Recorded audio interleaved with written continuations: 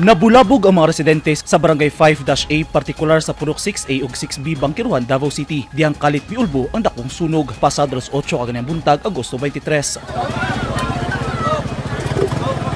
Makita sa video ang paspas nga pagkanit sa kalayo sa kabalayan nga sagad gama sa light materials sama sa kahoy ug plywood. Sa laing video nga kuha sa residente sa lugar, makita nga itom ug baga na kaayo ang aso, ti mailhan nga nagkadako ang kalayo. Sa drone video nga kuha ni Rin Hicoli, makita ang gilapdon sa netabong sunog sa lugar. Sa report sa Bureau of Fire Protection, kapin 70 ka mga balay ang nasunog. Miabot sa ikaduhang alarma ang sunog o gideklarang fire out sa mga bumbero pasado alas 11 na sa buntag. Subay sa report, sa 60 ka mga balay ang totally damaged, samtang 11 ang partially damaged. Bana-bana sa BFP, 900,000 pesos ang danyo sa sunog. Wala hinuoy na tala nga dunay naangin nga kinabuhi atol sa insidente. Ginatino pa sa BFP kung unsa ang sinugdanan sa kalayo o kung asa nga balay kini nagsugod. Sa gihimong assessment of validation, as of 1 PM, ana sa 150 ka mga pamilya ang natalang nasunugan. Temporaryo sila nagpuyo sa gym sa barangay. Nahatagan na sab og pasiunang hinabang ang mga pamilyang apektado.